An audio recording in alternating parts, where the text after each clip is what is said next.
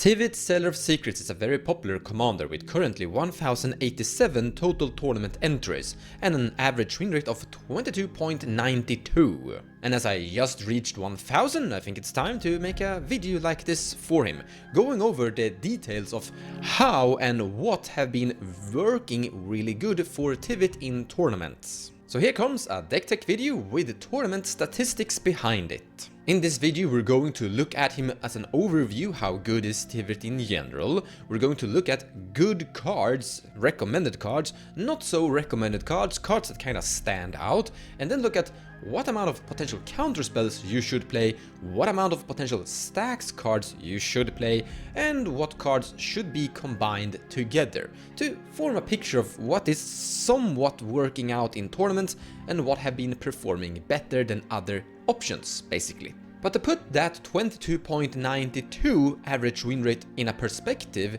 here is cEDH's 27.38 from 1331 tournament entries. Magda is currently sitting on 503 tournament entries and an average win rate of 24.71. Nadu is sitting on an average win rate of 28.10 from 331 tournament entries, but I can tell you it's climbing heavily, and yeah, this is a very popular commander at the current moment. Yuriko Tiger Shadow, another really popular commander, 18.71 average win rate from 547 total tournament entries. So that should give you a form of perspective on Tivit's position in a cEDH leaderboard, you could say. But I want to highlight that that win rate up there, 22.92, is just a reference number. It's something to use as a reference to what? For example, here we have Mnemonic Betrayal. In here in the middle you see a pie chart. An inclusion rate in green, 46.8% have included Mnemonic Betrayal inside their Tivit builds, which is basically a 50-50 split. A total of 509 that have included this. And as you can see up there, the win rate is increasing by plus 1.01. So the verdict is that Mnemonic Betrayal is a good card inside the Tivit. Thassa's Oracle, more or less an auto-include, because you're playing that Consult and Tainted Pact. Jewel Lotus, more or less an auto-include, because you want to get Tivit into play as fast as possible, and if you already have Tivit in play and you have this in play, then you can use this to sacrifice it into Time Sieve. And Time Sieve is also, of course, 100% included in every Tivit build, more or less. Tap it, sacrifice 5 artifacts, take an extra turn after this one, and Tivit is generating 5 token artifacts on every turn, basically by just connecting to someone's face, so you can go infinite turns. Yeah, really good. But you have other combo optionals as well. For example, you have 36.6, a total of 398 players that have brought Tivit with Hullbreaker Horror inside it. And as you can see up there at the total performance, someone's gonna say the win rate is in red, it's performing bad, but honestly, that is just 0.08% difference. So in the end, Hullbreaker Horror seems to be a functional option for Tivit. Or well, it's not gonna be like busted amazing, but it is an option. Once this has generated infinite mana by flickering a Mox Opal and Soul Ring, you can start flickering your Tivit and generate infinite treasures and infinite clues and draw your entire decklist. And then win with that Thassa's Oracle. But choosing Hullbreaker Horror is removing more or less the option of going for Ad Nauseam. As you can see here, Ad Nauseam has not been a very popular choice among Tivit players. There's only 129, which is not that few, but still lower compared to the amount of Tivit players. As you can see, the inclusion rate is at 12%, but the win rate is still pretty much around the total average. But there are more combos we can look into. Dockside Extortionist. Yeah, that's clearly a Dockside Extortionist. Some of you might potentially say that that's an imposter mech, but you're wrong, that's a Dockside Extortionist. As you can see, when you're casting a Dockside Extortionist for only 1 blue and 1 generic, it has a requirement that there's some Dockside Extortionist somewhere around the battlefield, but that's usually the case. Including imposter mech seems to be somewhat recommended. Phantasmal Image has started to fall off a little bit in popularity, just because that, yeah, imposter mech is doing the same job more or less, but potentially even better. I mean, this gets killed quite easily. Just target it with anything. But clones inside this format are usually really good, because there are, once again, that many Dockside Extortionists just running around. But you can also cast this and make a copy of Tivit, your commander. You sacrifice this one, you sacrifice the clone, and you keep the original, usually, but you're still getting the Tivit ETB voting. Still on the topic of comboing and winning the match and such, there's also the topic of value engines, like how much combo should you have and how much value engines should you have. And here's Ursa Lord High Artificer, sorry. It is in the end quite popular, like 1/3 have been including it. And the win rate by including Ursa has basically increased by 1%, which is not much. But I think we can all see the value you're gaining by having Ursa in play together with Tivit. It doesn't really matter anymore if you're getting a clue or treasure. They will all tap for Mox Sapphire 1 blue mana. And you can all tap them, like every single turn you're gaining 5 artifacts. That means that you're gaining increase of 5 more mana, which means that you're getting 1 more Ursa activation each turn. But we have more value engines like Talion the Kindly Lord. This one is more popular. The inclusion rate is at 63.4%, a total of 689. Tivit decks have included Talion inside them and scored an average win rate of 22%, a drop by minus 0.92. So in the end, maybe not recommended, give and take, but the percentage drop isn't that huge. Then we have Notion Thief that is really sticking out, a stax card and something of a potential steal value engine. I mean, someone casting a wheel and you're responding with a Notion Thief, that's winning the match. And wheels are usually heavily played, or card draw in general are usually highly executed. We have an average win rate of 25.30, an increase by plus 2.38, that is a big increase, and an inclusion rate of 20.9%, a total of 227 have included Notion Thief inside their builds. And it seems to be recommended. I mean, in the end, there are a lot of decks out there that are trying or want to cast and draw cards. Now let's proceed and look at interaction, counterspells, fierce guardianship. That wasn't so good. We have a 50-50 split. I mean, the big plan is to have Tivit in play as fast as possible. The entire game plan is more or less built around Tivit, kinda. And in the end, Tivit is a very expensive commander. 6 mana is quite a lot, and not easily achieved unless you're getting that Jewel Lotus. But if you're not having your Tivit in play, this is a very bad card. And as you can see, it has a drop by minus 1.02%. So you should really think about if you want to include Fierce Guardianship, just because of the fact that you might be sitting in a game without your Tivit in play. But other counterspells are perfect. Force of Will, more or less included by close to everyone. An inclusion rate by 98.4%, so yeah, almost included by everyone. Flusterstorm the same, pretty much on 100% inclusion rate, or 96.7 if you wanna be picky. Mindbreak Trap, heavily played. I think this is a great counterspell. Pact of Negation, not 100% inclusion rate, but something around 87.2. So yeah, seems to be heavily played, and as you can see, the win rate did actually increase a tiny bit by including it. Swan Song, heavily played, highly recommended. It's usually seeing a pretty good win rate whenever people are including Swan Song. Some Tivit players have even brought a third Force of Will. You have Force of Will, Force of Negation, and then you have a third one that I don't remember, a new one. You can sacrifice a blue creature. You're not gonna do that in this build though, but Misdirection is usually a third Force of Will, or now it might be like a fourth Force of Will. It's not heavily played. You only have an inclusion rate of 7.4. 80 total players have brought Misdirection inside their Tivit builds, but as you can see, the win rate received a positive result from it, an increase by plus 1.54. And now it looks more clear why Ad Nauseam might be tricky inside this build, because you have a very high amount of high CMC spells, but Misdirection is really good. I mean, Deflecting Swat, we all know, is really good. Another counterspell we found heavily played here is Delay, and of course an offer you can't refuse.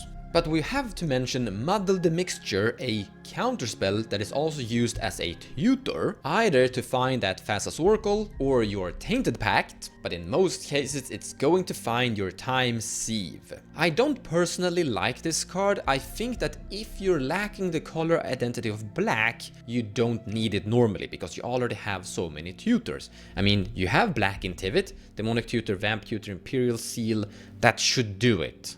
Your combo is also an artifact, which means that you have access to blue, which can tutor for artifacts the entire day. You have so many different artifact tutors that you should have the tutor amount that you need to basically find time sieve quite consistently. And in the end, Muddle the Mixture is a kind of weak counterspell. But I'm not against people playing it, I just think that when you have black, you probably don't need it. If you're playing like Temur and you want to tutor for Underworld Breach, then Muddle the Mixture is one of your better options. We're soon going to look into more details of how many counterspells and stacks cards you should play, but just wrap up this section and look at Damn, we have Containment Priest, Dauntless Dismantler, Touch the Spirit Realm, Transmute Artifact to find that time sieve. But now, let's talk about how many counterspells you should play inside Tivit. As I've already showcased, a lot of counterspells were auto-included, and most of them received a positive win rate when they were included, except for that Fierce Guardianship. So here I have a heat map where you can see how many different counterspells and what win rate different decks achieved. So you have, for example, here you have 18 decks that included somewhere around 13 counterspells and received a win rate of around 45 or 50%. We have density, how many counterspells they have included in different positions in this heat map. But as it is a little bit tricky to actually see a total result or understanding from that heat map, we have this scatter plot. This is also showing you the amount of counterspells on this axis and the win rate on this axis. The blue dot you see there is the win rate or the high win rate position that you got with the amount that it had. So as you can see here, it's something around 15 counterspells received the highest position on the win rate. You can see a beginning here. If you're including something around 6, that's a lower end on this section. It increases quite heavily when you're starting to increase counterspells more, and then it drastically drops if you're starting to increase something around 19 counterspells. So the total verdict is that 15 counterspells seems to be the mark you want to hit. We can of course do the exact same thing with stacks cards. Once again, you see little red numbers inside different positions on how many decks have achieved that win rate and that with that amount of stacks cards in their builds. And here you can see that the best optional win rate you can achieve is by having the fewest amount of counterspells. It starts really high, it drops, it increases, it drops, and then it drops drastically. So the verdict is that play around 4 of them. Now what is the stacks card? Notion Thief, Opposition Agent, Dranat Magistrate, those are stacks cards. So you don't want to overplay them, you just want to play the really good ones. So the verdict is somewhere around that you should be playing a lot of counterspells and a very low amount of stacks cards, kinda in general. But we can do a lot more stuff to figure out a better picture of what card combinations should be brought inside Tivit. For example, here we have 4 cards: Grand Abolisher, Ranger Captain of Eos, Silence, and Teferi. Basically 4 silence effects that is making sure that you get to win on your turn while your opponents don't get to interact with you. But we also have Exclusion, we're excluding Conqueror's Flail, Defense Grid, and Orm's Chant. And you're seeing 2 different win rate there. Up there, win rate in red, 21.83. That's when you're including these 4 cards while excluding the ones above, but then win rate without cards, 25.50, which are all of the other remaining decks that weren't included inside this 767. So the verdict here is that this is not that good, but then we can do a switch. We can look at Grand Abolisher and Silence only while excluding Ranger Captain of Eos this time, and suddenly boom, the win rate increases heavily. So maybe you don't need that much silence when you're playing Tivit. I also found this interesting thing. So we have Windfall while excluding Time Twister. Now you might be confused on why I'm excluding Wheel of Fortune and Wheel of Misfortune. Those are red cards, Tivit can't even play those, but I'm using an older spreadsheet construction to find these answers, and I'm usually using these to look at all commander decks, not specifically commanders, but every commander deck that I have. When we're swapping positions with Windfall and the Time Twister, the win rate drastically increase. So as you can see here, Windfall not great, Time Twister amazing. And the answer is pretty simple. Tivit is not really a graveyard deck, while most of your opponents are going to be Underworld Breach graveyard orientated, and Time Twister hurts those strategies while Windfall fuels them. I also found this big package to be quite interesting. We have Ad Nauseam, Enlightened Tutor, Esper Sentinel, Mystic Remora, Rhystic Study, and Phantasy Oracle, 6 cards total, and we're excluding Braids, Fair Mastermind, and Talion. If you remember, Talion had a really weak performance. Ad Nauseam also had a pretty weak performance, but when you're building the entire concept and when you're kind of focusing down more on Ad Nauseam and maybe not so much on those value engines, you can see that it's not popular. You only have 50 decks that have played all of these cards from the total 1087, but the win rate is quite good, 27.76. And here I would like to highlight something. Ad Nauseam and Time Sieve are actually amazing together and should probably be played more often outside Tivit as well. Imagine having a lot of low CMC artifacts inside your entire deck list. If you're casting Ad Nauseam, you're going to draw through a majority portion of your deck. Eventually, Time Sieve only on CMC 2 will be found during the dig. Then just cast all of your little low CMC artifacts and then cast Time Sieve from the artifacts that are generating mana like Mox Diamond, Crow Mox, Mox Opal, etc. Use Time Sieve to sacrifice some of those Shiryu artifacts, take an extra turn, untap everything you have, cast Tivit, and then you won the game. So Ad Nauseam is a perfect example of a card that is going to synergize with the big Time Sieve combo inside your Tivit build. It just goes hand in hand, and it can be something that you can win from without having Tivit accessible for you because of Draenei Magistrates and such. So I think there's really something to this. And that is something of my big message inside all of these little deck tech videos that I have that don't focus so much on that win rate up there. They are different Tivit builds and they are performing differently. You can build Tivit in a weaker version or Tivit in a potentially stronger version, and my goal is to kinda try to showcase a stronger version, kinda. If you actually want to take a look at the various different Tivit deck lists, I will leave a link to this web page in the description below of this video, where you can scroll around and look at the various Moxfield builds. This build played by Cooley. He's playing that Teferi, Archivist of Ogma, Dauntless Dismantler, Displacer Kitten, Draenite, Esper, Grand Abolisher, Grand Augustine, Talion, Ranger, Meta, Phyrexian Metamorph, Orcish Bowmaster, for Opposition Agent, Lofo, Hullbreaker Horror, Phantasy Oracle, no Ad Nauseam. Oh, obviously no Ad Nauseam if you're playing Hullbreaker Horror. And the Time Sieve, we saw that, Smothering Tide, Rhystic Study, Mystic Remora, Blind Obedience, Trouble in Pairs, Touch the Spirit Realms, etc. But another thing I wanna showcase is this video, also in the description below of this video. You see, I've been receiving a lot of questions of how I'm actually doing this data analysis statistical videos, and I've made a tutorial on showcasing basically the backside of how all of this is done. But warning, that is not a magic video, it's a video about math and Python, so have fun if you wanna see how all of this data was figured out and how all of this is executed in the behind the scenes kind of stuff. Link below if you wanna see that tutorial. So what have we learned today? Tivit is fairly okay. I honestly think that Tivit is good and potentially even recommended. I definitely think that there's a lot of different Tivit builds that you can do and different variations to him. And there are definitely versions that can be stronger in my opinion. I definitely think that a Tivit with Ad Nauseam focus and a very high amount of artifacts could be a very functional thing. It is giving you more of that turbo victory focus. I definitely think that you should be playing a quite high amount of counterspells, and there are some mid-range cards that kinda look interesting, like that Ursa looks honestly really good together with Tivit. In any case guys, thank you so much for watching and I hope you got something out of this data nerdy video. Take care guys, and I'll see you in the next one.